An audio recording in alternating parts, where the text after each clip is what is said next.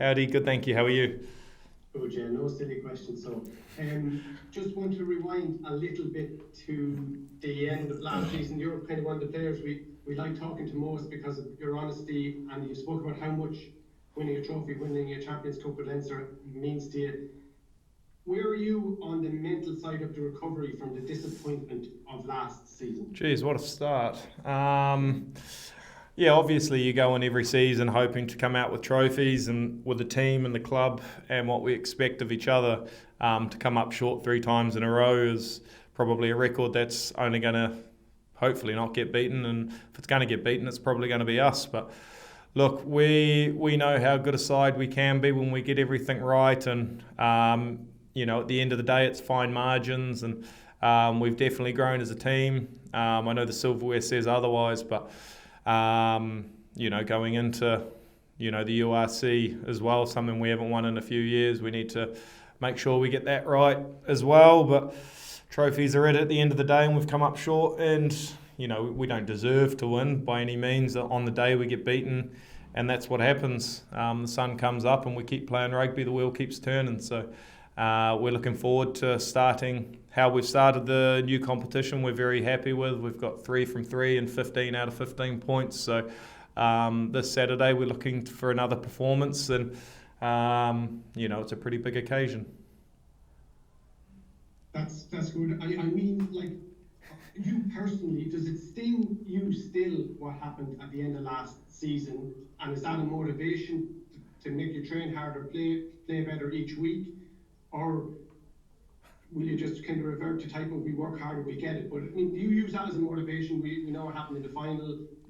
In the build-up to the final, you'd spoken very passionately about how much it meant. Yeah, it's pretty shit still, yeah. If you keep rubbing an old wound, it's going to hurt. So, the motivation is always there. Even if we'd managed to win one of those 3 in a row that we'd lost, I'd still be just as motivated to win again. But look, heading into a new season, we're trying to get better, trying to adapt different things, and having Tyler in's always brings a different dynamic and a different way of thinking. He's similar enough to Goody in a lot of ways and how he sees the game and how he wants to play it. We're growing with him, and rubbing shoulders with him's been awesome. And he's young still, and young in his career and his path of coaching, but he's definitely not out of his depth since he's been in here, that's for sure. Yeah. You've great memories of Croke Park, I'm sure, from that day against Northampton. How much are you looking forward to the game against Munster? Yeah, I ran had about 10 metres of 10 running metres and 3 tries, so hopefully Gemma can flick me on a few more this time. No, it's an amazing venue with so much history behind it. To be given the opportunity to play there against Munster is something that we will never take for granted, and hopefully the performance we can back up from last week, because there were patches last week where we showed how dominant we can be in all aspects of the game, and felt that first half we seriously controlled the ball well. We controlled the tempo, and against a very good Italian side with Italian internationals sprinkled all throughout it. So we're happy with how last week went. We're looking forward to this week. Thanks, James. Thanks for your time. Joyce. We'll wrap it up there, yeah? Anyone else with a question for James Lowe? Okay, perfect. Hi, James. Michael Bolton here. Ah, damn. Hey, how's it going? Sorry, I joined in late. Sorry. No, you're grand. The notification there. Sorry. Sorry to be covered already, but how did it feel to get back onto the pitch after a few weeks off in the first game of the season before playing Munster? Yeah, it was good. It was good to get a run around. Pre-season sucks. There's no real way of sugarcoating that.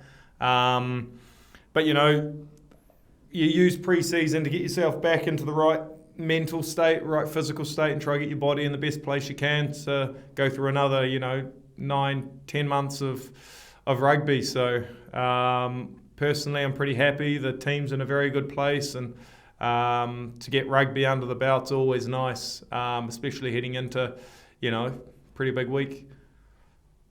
How, like, you've been announced for a few years now, but how do you find the build-up to the games against Munster? Do you feel form goes out the window with such a big occasion, big rivalry? Or what's the build-up like when you're playing against so many like your teammates of Ireland as well? Yeah, there's there's a mutual hate of each other. It's pretty you say it in the most respectful way, and there's some excellent players in that Munster side. To watch the growth of the likes of Casey and Jack and Calvin, and they're all boys who very, very friendly with when it's an Irish camp. But I can tell you on Saturday that goes out the window. I'm still going to want to run over Casey and try get one on Jack, and same with Calvin. And I'm sure they're saying the same thing on the other side. So. Obviously, a lot of history between the two clubs, and the last time we, Leinster played Munster I can vividly picture Sexto screaming at Rog in the corner. It's those are the images you remember, and hopefully on Saturday. I mean, I can't see many people standing over and screaming at each other like those two would have, but it's a rivalry that we cherish, and a lot of respect between both clubs. But at the end of the day, you want to have a go at them, yeah.